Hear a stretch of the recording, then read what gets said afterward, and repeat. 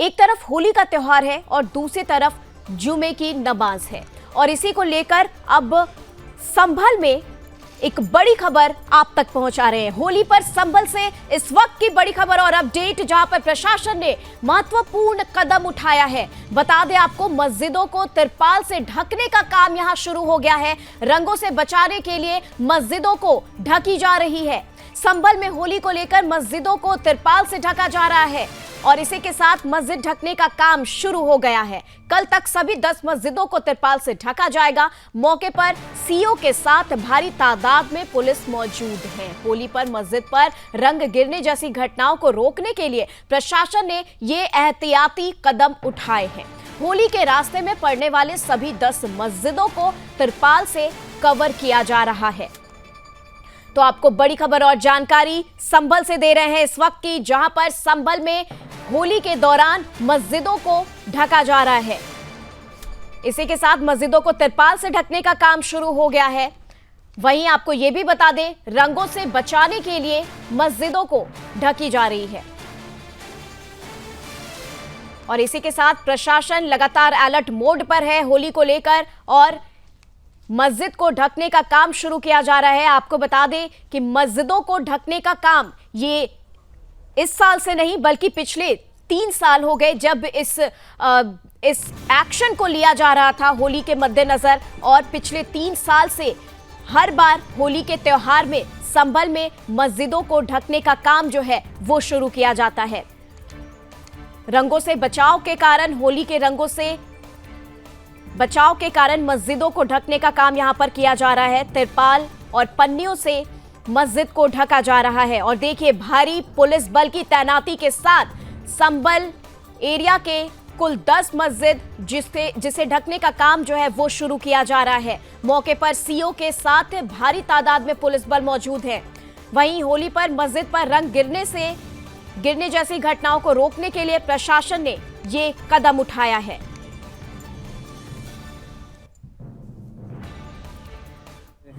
जिन्हें आपसी समन्वय और सहयोग के साथ ढका जा रहा है और पूर्व से ही यह किया गया था और यह आपसी सहमति के आधार पर कार्य शुरू हो चुका है। शीघ्र यह कार्य पूर्ण कराया जाएगा। कल तक यह कार्य पूर्ण करा लिया जाएगा और शांति व्यवस्था स्थापित रहेगी और ड्यूटियाँ इस कराई और जामा मस्जिद के साथ ही देने वाली मस्जिद, एक रात की मस्जिद को ढका जा चुका है। शीघ्र ही सभी अन्य धार्मिक स्थानों को ढका जाएगा।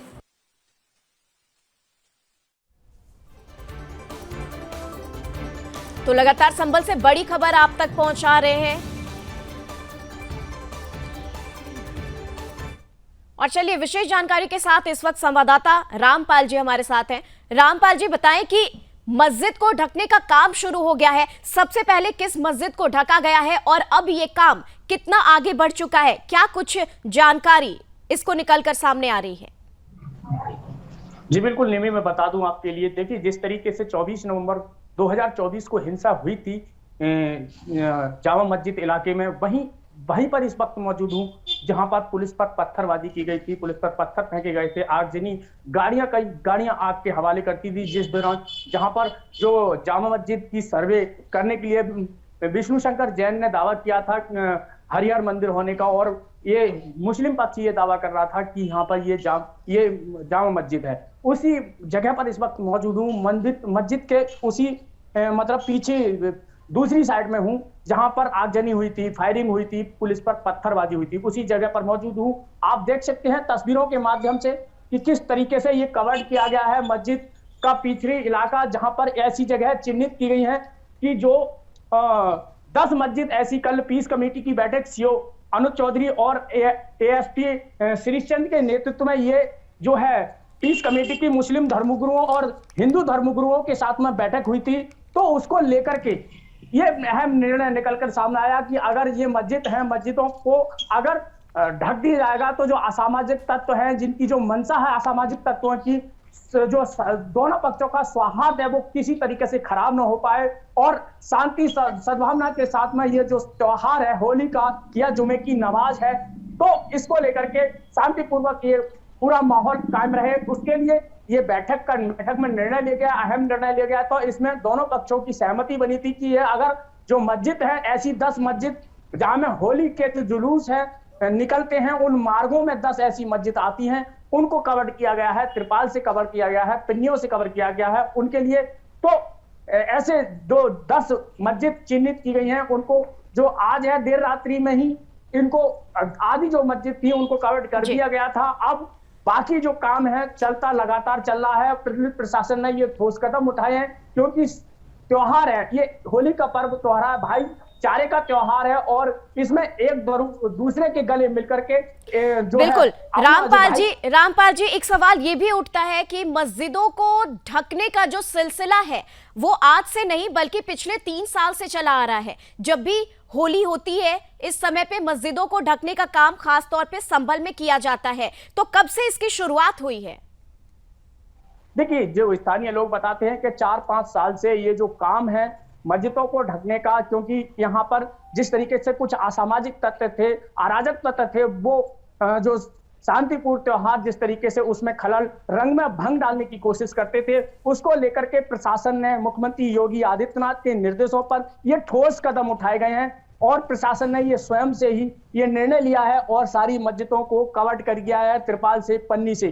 क्योंकि ऐसे मार्गों में जुलूस है, कुछ अराजक तत्व होते हैं, वो आपसी सौहार्द खराब करने की कोशिश करते हैं, रंग में भंग घोलने का काम करते हैं। तो ऐसे में देखिए, मैं और एक चीज और बता दूं आपको, यहाँ पर संभल में 7 कंपनियां पीएससी बल की तैनात की गई हैं। आरएएफ, आरआरएफ पुलिस बल के साथ साथ स्थानीय पुलिस बल भारी संख्या में तैनात किया गया है, क्योंकि किसी तरह का कोई भी आपसी सौहार्द ना खराब सके, असामाजिक तत्व की जो मंशा है वो पूरी ना हो सके। तो इसके लिए पुलिस प्रशासन ने यह भी ठोस कदम उठाए हैं कि कोई भी अराजक तत्व, कोई भी असंवैधानिक जो गतिविधियां उठाने का प्रयास करेगा उसको किसी भी हाल में बख्शा नहीं जाएगा, उस पर सख्त कार्रवाई की जाएगी। जी निमी।